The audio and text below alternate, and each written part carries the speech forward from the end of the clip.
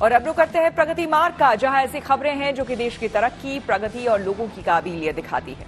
वाराणसी में कोशिश हो रही है कि भिखारियों को सड़क से उठाकर एक नई राह पर लाया जाए ताकि वो सम्मान से जी सके। इसके लिए काशी में उनके लिए एक संस्था ने उनकी ट्रेनिंग का बीड़ा उठाया है। इससे उन्हें रोजगार भी मिल रहा है और सम्मान से जीने का हक भी।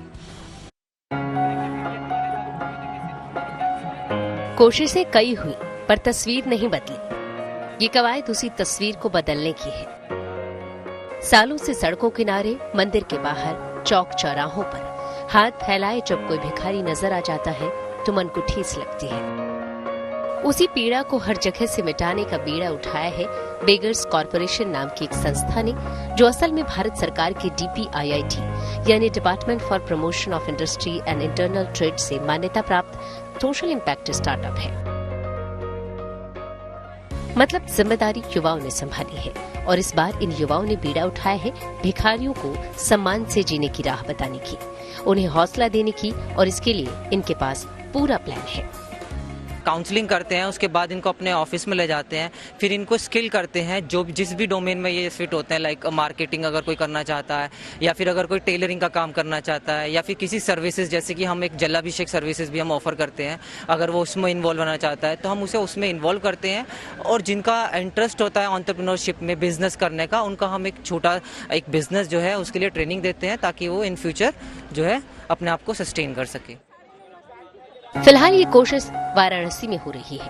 कंपनी के वॉलंटियर्स जगह जगह जाकर भिखारियों को अपनी योजना के बारे में बता रहे हैं ताकि वो सम्मान से जी सकें।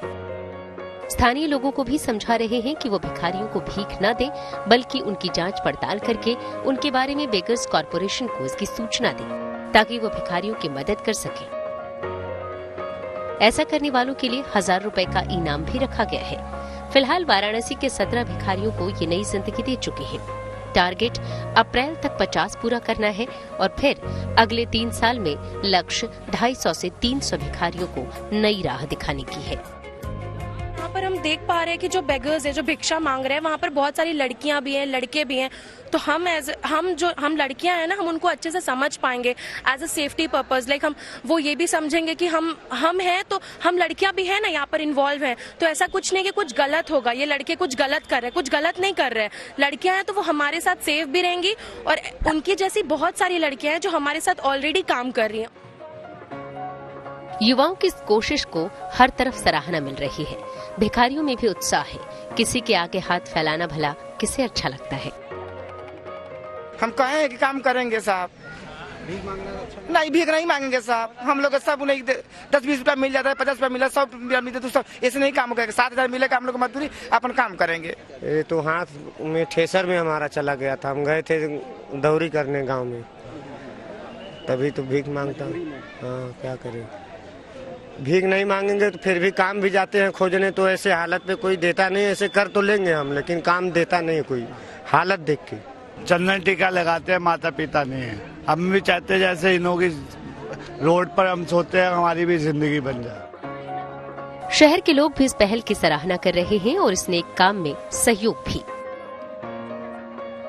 अगर दे देंगे तो ये लोग कभी आगे उठेंगे नहीं, हमेशा इसी के सहारे ही पड़े रह जाएंगे। ना दे तो कुछ करने सोचेंगे कि हाँ मुझे भी कुछ करना है।